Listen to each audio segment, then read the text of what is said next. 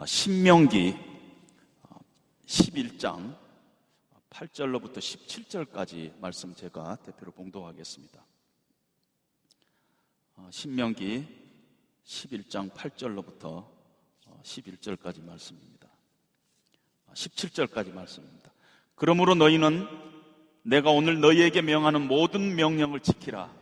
그리하면 너희가 강성할 것이요 너희가 건너가 차지할 땅에 들어가서 그것을 차지할 것이며 또 여호와께서 너희의 조상들에게 맹세하여 그들과 그들의 후손에게 주리라고 하신 땅, 곧 젖과 꿀이 흐르는 땅에서 너희의 날이 장구하리라. 네가 들어가 차지하려 하는 땅은 네가 나온 애굽 땅과 같지 아니하니 거기에서는 너희가 파종한 후에 발로 물대기를 채소밭에 댐과 같이 하였거니와 너희가 건너가서 차지할 땅은 산과 골짜기가 있어서 하늘에서 내리는 비를 흡수하는 땅이요 네 하나님 여호와께서 돌보아 주시는 땅이라. 연초부터 연말까지 네 하나님 여호와의 눈이 항상 그 위에 있느니라. 내가 오늘 너희에게 명하는 내 명령을 너희가 만일 청종하고 너희의 하나님 여호와를 사랑하여 마음을 다하고 뜻을 다하여 섬기면 여호와께서 너희의 땅에 이른 비 늦은 비를 적당한 때에 내리시리니 너희가 곡식과 포도주와 기름을 얻을 것이요 또 가축을 위하여 들에 풀이 나게 하시리니 네가 먹고 배부를 것이라. 너희는 스스로 삼가라. 두렵건대 마음에 미혹하여 돌이켜 다른 신들을 섬기며 그것에게 절함으로 여호와께서 너희에게 진노하사 하늘을 닫아 비를 내리지 아니하여 땅이 소산을 내지 않게 하심으로 너희가 여호와께서 주신 아름다운 땅에서 속히 멸망할까 하노라. 아멘. 잠시 기도하겠습니다. 하나님 아버지, 하나님께서 이제 가나안 땅으로 들어가기 일보 직전에 있는 이스라엘 백성들을 향해서 이제 너희가 그곳에 들어가서 어떤 삶을 살아야 될 것인지 말씀하시는 신명기를 우리가 이 시간에 펴니다. 하나님께서 모세를 통해서 이스라엘 백성에게 말씀하시던 것 같이 오늘 그 하나님께서 하나님의 말씀으로 우리에게 또 말씀하시는 줄로 믿습니다. 이 말씀이 하나님의 말씀으로 받아 2019년도 우리가 믿음으로 결단하고 믿음으로 사는 저희들 될 수 있도록 하나님 이 시간 은혜 베풀어 주시옵소서. 예수님 이름으로 기도합니다. 아멘. 우리가 2019년도를 시작하면서 아마 제일 많이 했던 말이 새해 복 많이 받으세요 이런 말일 것입니다. 2주가 지났는데도 아직도 우리들 사이에는 처음 또 신년 들어서 만나시는 분들한테 새해 복 많이 받으세요. 오늘 아침도 제가 목사님 새해 복 많이 받으세요 이런 말을 들었습니다. 새해는요 하나님께서 특별히 우리에게 은혜로 축복으로 주신 것입니다. 하나님께서 일생을 통틀어서 그냥 80년이다 이렇게 주지 않고 매해 2017년도, 2018년도, 2019년도, 2020년도 이렇게 1년 단위로 우리에게 하나님께서는 쪼개 주셨습니다. 우리가 돌이켜보면은 하나님 앞에 불신받게 드린 것이 없음에도 불구하고 하나님께서는 옛 정리를 기억하지 않고 다시 새로운 한 해를 주시면서 다시 시작하라고 하나님께서는 이렇게 1년 단위로 주신 것입니다. 따라서 2019년도는 우리에게 하나님의 은혜의 해요. 하나님께서 축복으로 주신 것입니다. 그래서 우리는 새해 복 많이 받으세요 이렇게 인사들을 합니다. 그리고 서로 복을 기원합니다. 그런데 찜찜한 게 자꾸 크리스찬들에게는 있습니다. 새해 복 많이 받으세요. 그래서 그 찜찜함 때문에 크리스찬들 중에서는 새해 하늘 복 받으세요, 하나님 복 많이 받으세요 이렇게 조금 다른 표현을 합니다. 왜냐하면은 세상 사람들이 말하는 복과 크리스찬들이 말하는 복이 뭔가 다르지 않겠느냐. 그래서 우리가 새해 복 많이 받으세요 하고 이 얘기를 하지만은 그때마다 좀 주저하고 쉽게 편하게 쓰지 못한 이유가 거기에 있는 것입니다. 우리가 말하는 복과 또 일반적으로 세상에서 말하는 복이 뭔가 다르지 않느냐 하는 그런 생각 때문에 그렇습니다. 세상에서는 복을 얘기할 때 오복을 얘기합니다. 부와 수와 강령과 유호덕과 고종명, 이것을 오복이라고 하는데, 부는 우리 재산입니다. 재산을 많이 불리면 그것이 복이라 생각합니다. 수, long life, 오래 사는 것. 어느 분이 오래 살았다 하면 그거 참 복받았다 이렇게 얘기합니다. 강령, 건강하게, 평안하게 살고 있으면 복받았다 이렇게 얘기합니다. 유호덕, 도덕적인 삶을 살아서 남에게 존경받고 있으면 저 사람 참 복받은 사람이다 이렇게 얘기합니다. 고종명, 제 명대로 살다가 편히 죽는 것. 요즘 같으면 9988234 99세까지 팔팔하게 살다가 2, 3일 아프고 돌아가시는 거. 그러면 그것같이 좋은 복이 어디가 있느냐, 이렇게들 얘기합니다. 그걸 우리는 세상 속에서는 오복이라고 얘기하고, 부요하고 오래 살고 건강하고 남에게 존경받고 또 제 명대로 고생하지 않고 살아가는 것을 우리는 참 복받은 사람이다 그렇게 얘기합니다. 그래서 예수 안 믿는 사람들은 건강하고 오래 살고 사업 잘 되고 자녀들 공부 잘해갖고 좋은 대학교 들어가면은 참 복받았다 그러는데, 놀랍게도 우리 크리스찬들도 그렇게들 많이 생각합니다. 특별히 우리가 성경 신명기를 보면은 예수 믿는 하나님의 백성들에게 이 얘기를 하면서, 오늘 우리 8절에도 보면 너희가 예수를 잘 믿으면은 너희가 강성할 것이요 너희가 건너가서 얻을 땅에 들어가서 그것을 얻을 것이며 젖과 꿀이 흐르는 그 땅에서 너희의 날이 장구하리라. 예수 잘 믿으면은 건강하고 사업 잘 되고 오래 살 것이다 하는 이 얘기가 신명기의 이 얘기입니다. 그래서 우리는 자주자주 이 복에 대해서 약간의 그 혼동을 가지고 있는 것을 우리가 숨길 수가 없습니다. 하나님께서는 오래전부터 이스라엘 백성들이 들어가야 될 땅을 얘기했어요. 애굽에서 하나님께서 구원하시는 게 하나님 목적이 아니라 구원에서 하나님의 최종적인 목적은 가나안 땅이었어요. 새로 들어갈 그 땅은 하나님이 약속한 땅이요 축복의 땅이요 젖과 꿀이 흐르는 땅이라는 것을 지금 신명기가 기록되기 400년 전부터 하나님께서는 예언하다시피 계속 이스라엘 백성들에게 얘기를 했습니다. 이스라엘 백성들은 400년간 그 땅을 사모했어요. 그런데 오늘 신명기 1장에 들어와서 가나안 땅 앞에 모압 평야 요단강 바로 건너편에 이스라엘 백성들이 진을 치고 이제 강만 하나 건너면은 하나님께서 약속하신 가나안 땅입니다. 그 앞에서 하나님께서 말씀을 모세에게 주고 기록하게 한 것이 신명기입니다. 2019년도 우리에게 하나님께서 주신 가나안 땅, 축복의 땅 2019년도 이 해가 지금 시작됐어요. 이미 우리가 발을 디뎠어요. 그런데 하나님께서는 이 해 우리의 가나안인 2009년도 이 해에 하나님께서는 무슨 복을 우리에게 주시겠다는 것인가? 왜 2019년도가 하나님이 주신 축복의 땅, 젖과 꿀이 흐르는 땅이며 우리는 2019년도에 도대체 무엇을 기대해야 되는가? 2019년도가 어떤 해가 돼야만이 정말 젖과 꿀이 흐르는 땅이요 하나님께서 우리에게 축복한 땅이 되는가? 우리가 오늘 말씀을 통해서 검토해 봐야 할 줄로 압니다. 가나안 땅은요 우리가 예측하듯이 풍요로운 땅이었습니다. 젖과 꿀이 흐르는 땅이었어요. 포도송이도 크고 농사가 잘 되는 땅이었어요. 모세가 12정탐꾼을 미리 가나안 땅에 보냈는데 그들이 모세에게 보고하는데 과연 그 땅은 젖과 꿀이 흐르는 땅이더라, 비옥한 땅이더라 이렇게 보고를 합니다. 그러면 우리가 이 생각을 좀 해봐야 됩니다. 그러면은 가나안 땅이 하나님의 축복의 땅이다면은 그리고 그것이 하나님의 축복이었다면은 그들이 떠나온 애굽 땅은 척박해야 되고요, 돌밭이야 되고 농사도 안 되고 그래야 됩니다. 그래야지 애굽에서 나와야 될 이유가 있는 것이 아닙니까?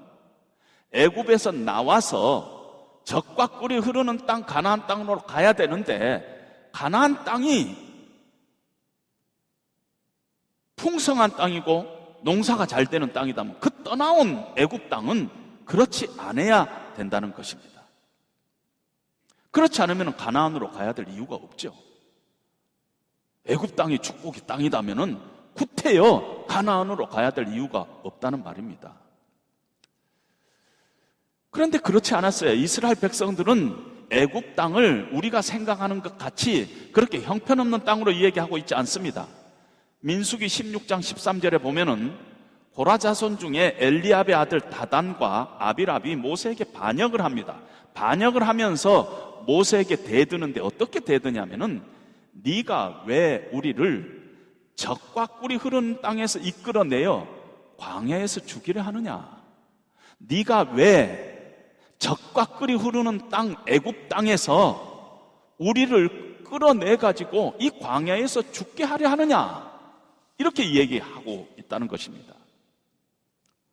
애굽이요, 이스라엘 백성들에게는 젖과 꿀이 흐르는 땅이었어요. 그렇게 얘기하는데 일리가 있어요. 이스라엘 백성들이 애굽 땅에서 살았는데요, 특별히 애굽 땅의 고센 지방에서 살았어요. 그런데 고센 지방은 아주 비옥하고 농사가 잘 되는 곳이었어요. 뭐 쌀 농사 같으면 경기도 이천 같은 곳이었어요. 애굽 땅이, 그들이 살았던 그 특별히 고센 지방은, 그들이 살았던 곳이 젖과 꿀이 흐르는 땅이었다는 것입니다. 그러면은 이스라엘 백성들이 젖과 꿀이 흐르는 땅 애굽에서 나와서 젖과 꿀이 흐르는 땅 가나안 땅으로 가야 할 이유가 별로 없다는 얘기입니다.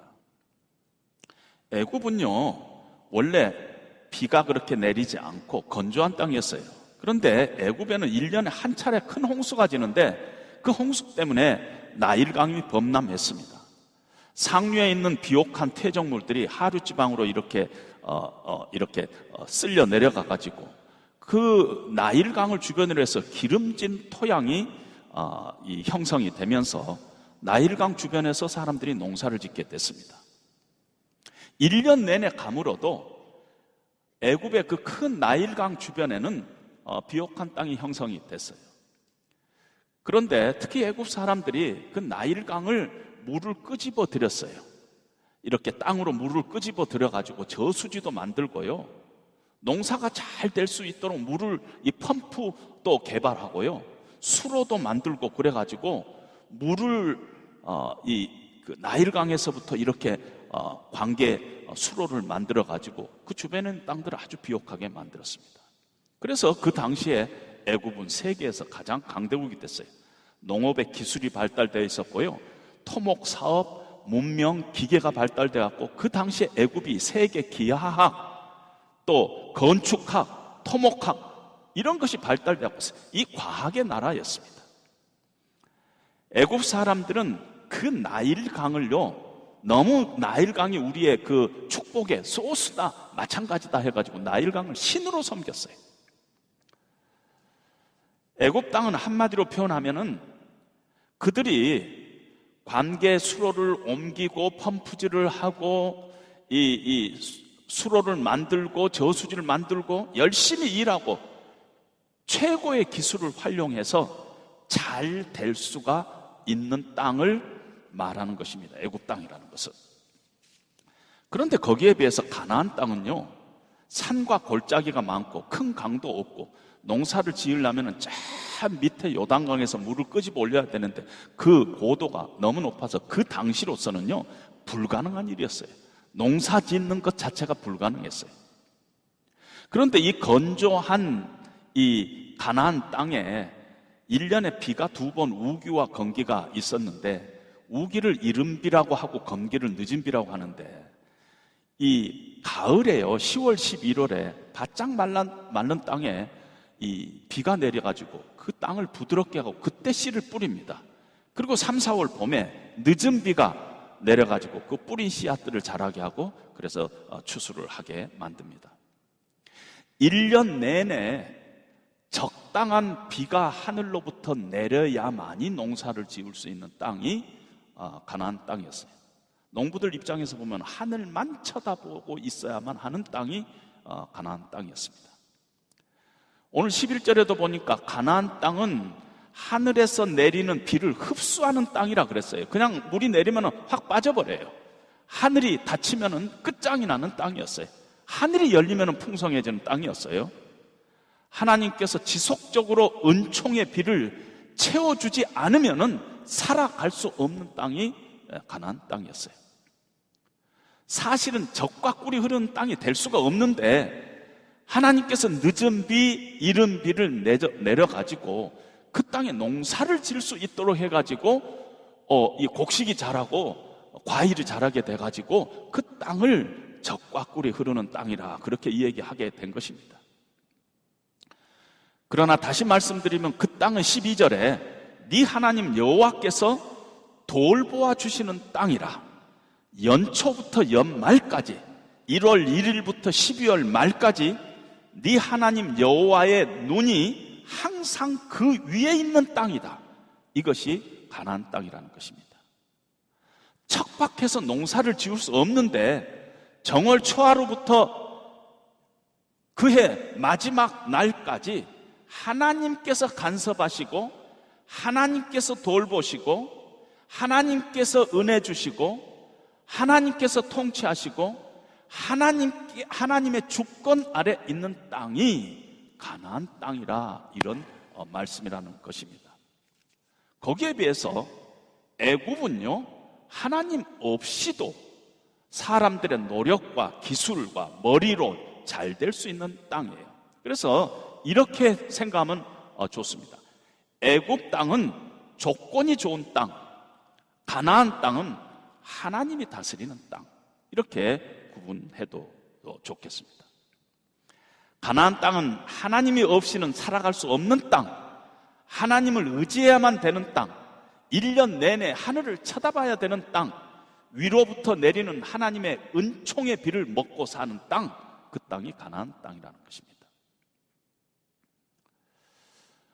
그러면은 도대체 신명기에서는 하나님을 너희가 잘 섬기면은 너희가 들어와도 복을 받고 나가도 복을 받고 떡광주리가 복을 받고 너희가 강성하고 장수하리라 이렇게 표현을 했는데 이 특별히 신명기에서 이런 우리에게 세상적인 복의 이야기를 꽤 하는 것 같은데 사실은 그것이 대단히 부분적이에요. 왜냐하면 다른 성경에는 그렇게 얘기하고 있지 않은 부분도 꽤 많기 때문에 이 말이 대단히 부분적이라는 것입니다.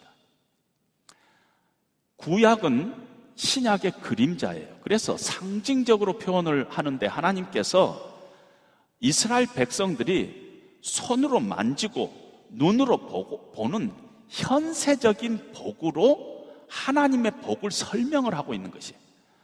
장차 올 영원한 하나님 나라의 그 풍성함을 하나님께서 설명을 하는데 아주 예표적으로 지금 우리가 눈으로 보고 손으로 만질 수 있는 그런 복의 개념으로 영원한 하나님 나라의 그 풍성한 복을 예표적으로 설명을 하고 있다는 것입니다.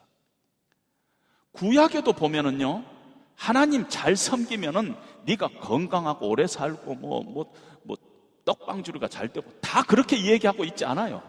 하나님 잘 섬기는데 단명한 사람도 있고요, 하나님 잘 섬기는데 고통 가운데 죽어가는 사람도 있고요.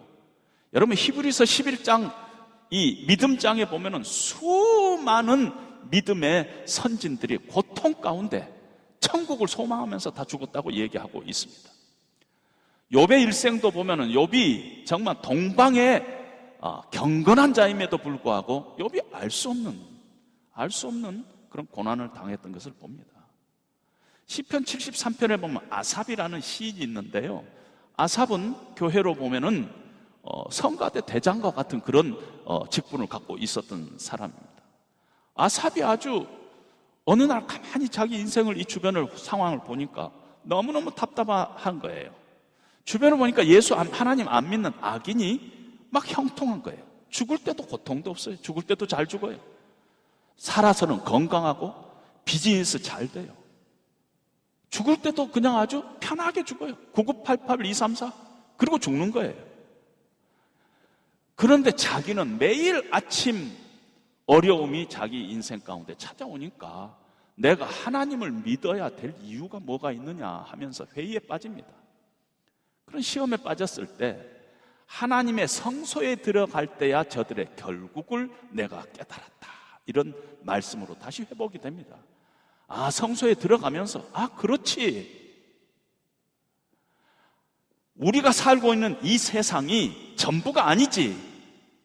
후에 우리가 하나님 앞에 설 날이 있지. 우리의 삶 전체를 판단하실 하나님이 계시지.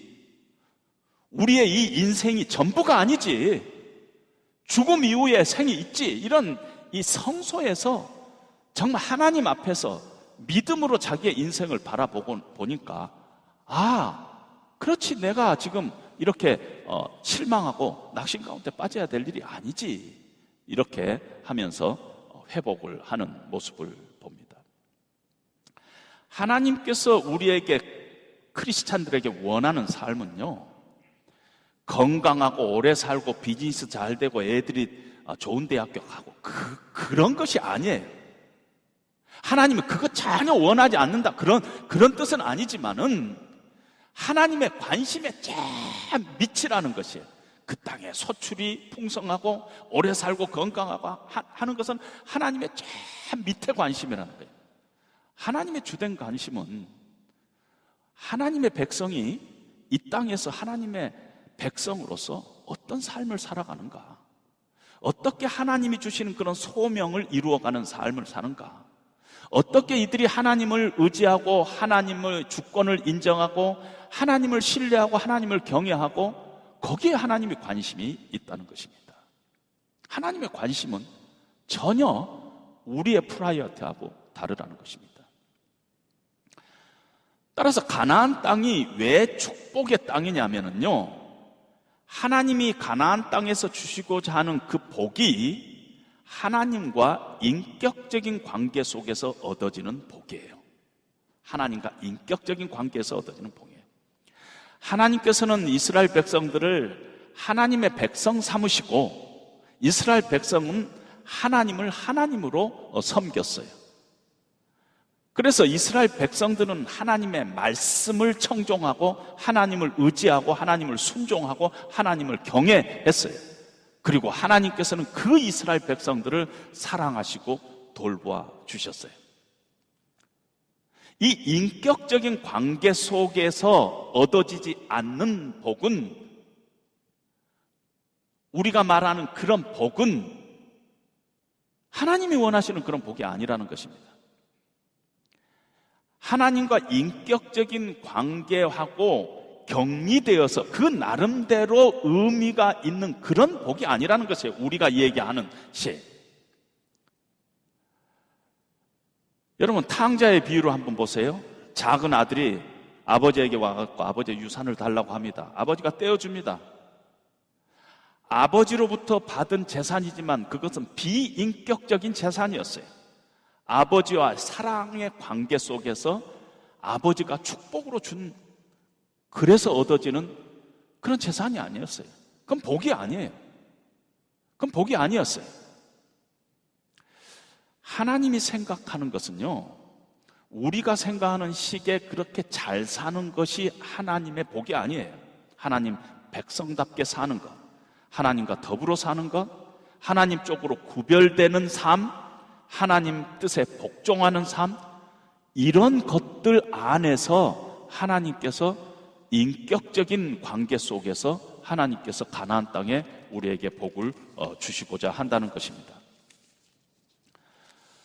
가나안 땅이 또 왜 축복의 땅이냐 하면은요, 하나님의 백성들에게는 가나안 땅이라는 것 자체가 복이에요.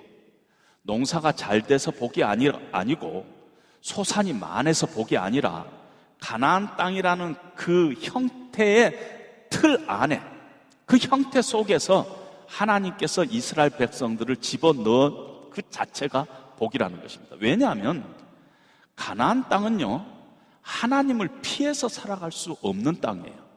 내 노력과 내 힘과 내 실력으로 절대 행복해질 수 없는 땅이 가나안 땅이에요. 그런 땅에 하나님께서 이스라엘 백성들을 집어넣으셨어요. 그래서 가나안 땅 자체가 복이에요.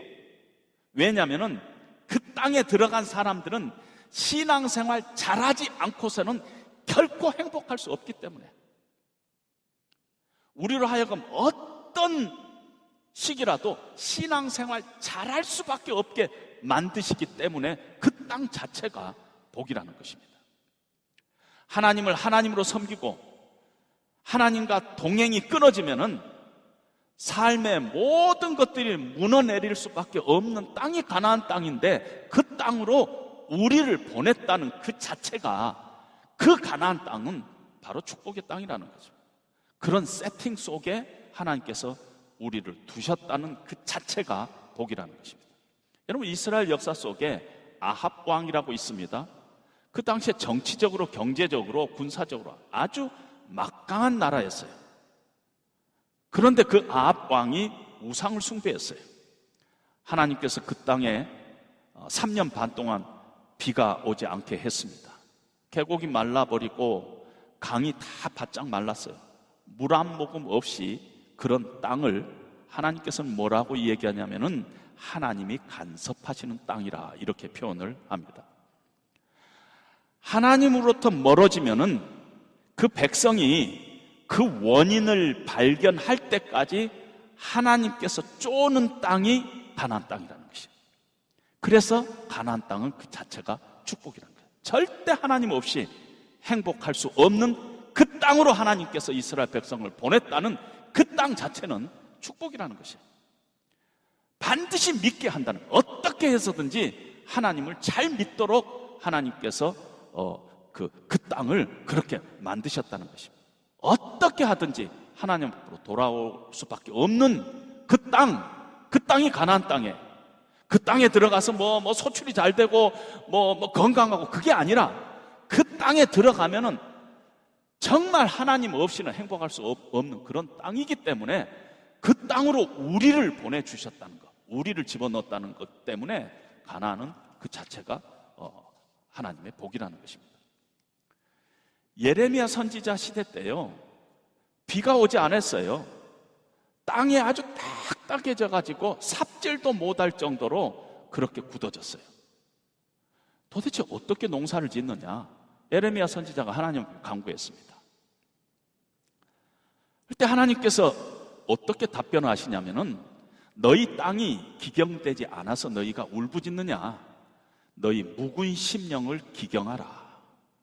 너희가 지금 의식화된 형식으로 하나님을 섬기고 너희들 마음속에 하나님의 은혜가 다 말라가고 하나님보다도 더 중요한 것을 너희 가슴속에 간직하고 있는 네 마음을 갈아엎으라는 것이에요. 그렇게 하나님께서 말씀하십니다. 그런 땅이 가나안 땅이라는 것이에요. 예수 믿고 나서 하나님을 멀리하고 하나님보다 더 중요한 걸 붙잡고 살면은 살아남을 수 없는 땅이 가나안 땅이라는 것이에요. 예수 믿고 나서는 하나님을 제1로 섬기고 하나님의 말씀에 순종하고 하나님 의지하고 그렇게 살지 않으면은 하나님이 가만두시지 않은 땅, 그 땅이 가나안 땅이에요. 그렇게 우리를 운명적으로 그렇게 만드셔서 우리를 그 땅으로 보내시는 그 땅이 가나안 땅이라는 것이에요. 2019년도 우리 앞에 놓여 있는, 아니면 벌써 우리가 가나안 땅에 한 발을 딛고 들어오는 이 2019년도라는 가나안 땅은 하나님께서 우리에게 주시는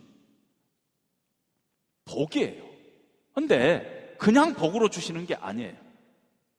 하나님이 연초부터 연말까지 우리를 감시한다는 것, 이 보겠다는 것이에요.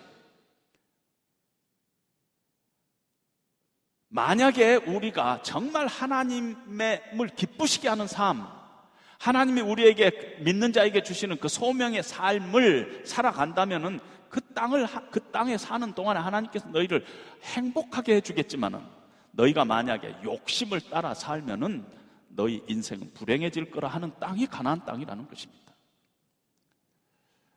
따라서 우리의 신앙생활을 2019년도에 우리가 애굽식으로 할 건지 가나안식으로 할 것인지 우리가 선택해야 되는 것이에요. 그건 우리의 몫이에요. 하나님과 멀어지면은 절대 행복할 수 없는 땅이 가나안 땅이고, 그 해가 2019년도에 하나님의 은혜에 대해서 갈급함이 없으면은 절대 행복할 수 없어요. 믿음으로 행하지 않으면 절대 행복할 수 없는 땅이 2019년도라는 것입니다. 만약 우리 교회가 하나님이 기뻐하시는 것이 무엇인가에 포커스를 하지 않으면은 하나님께서 이 공동체를 반드시 흔드세요. 왜냐하면은 하나님 멀리 계신 분이 아니에요. 가까이에서 새초부터 새말까지 우리를 보고 계시는 분이세요. 우리 간섭하시는 하나님이세요.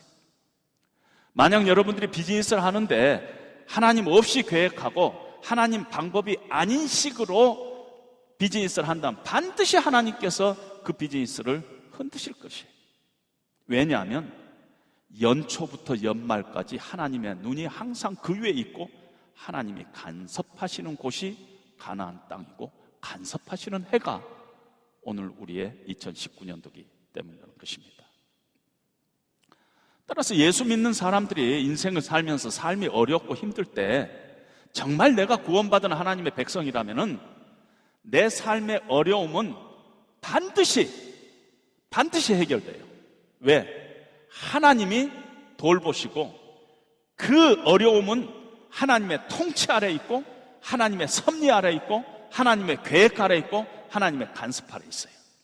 그 어려움을 통해서 하나님께서는 우리를 하나님의 거룩한 백성으로, 그래서 하나님이 더 귀하게 사용하시기 위해서 우리를 연단하고 있는 것이기 때문에 절대 어려움 가운데 있는데 내가 정말 하나님의 백성답게 살기를 소원한다면 그 문제는 반드시 해결된다는 것이에요. 그래서 예수 잘 믿으면서 내 인생 가운데 어렵고 힘든 일이 생기면 절대 마음 닫지 마세요.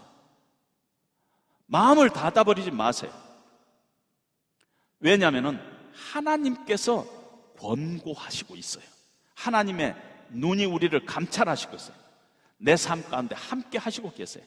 합력하여서, 우리는 이해할 수 없지만 하나님께서는 합력하여서 선을 이루시고 계시기 때문에, 그래서 언젠가는 피할 길을 내시는 분이 하나님이시기 때문에 반드시 하늘 복으로 우리에게 갚아주실 분이기 때문에 어렵고 힘들 때 마음을 닫으면 안 된다는 것입니다.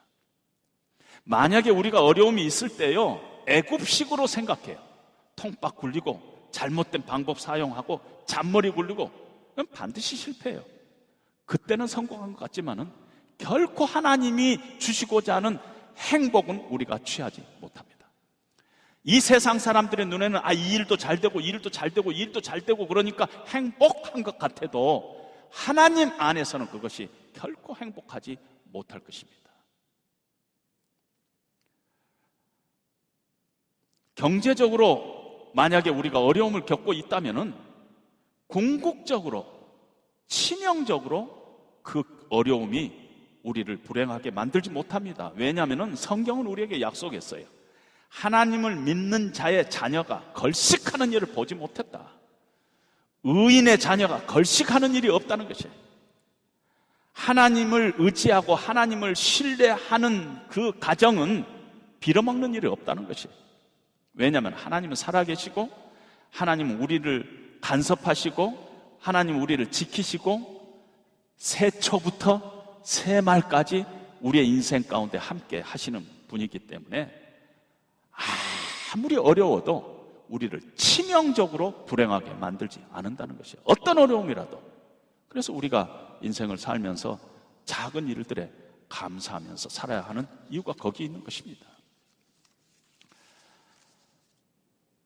금년 한 해 우리들의 가정이, 또 우리 자녀들이 우리의 생업이 또 교회가 다 하나님의 은총의 손길 안에 우리가 맡겨야 합니다. 하나님께서 간섭하시고 돌보실 것입니다.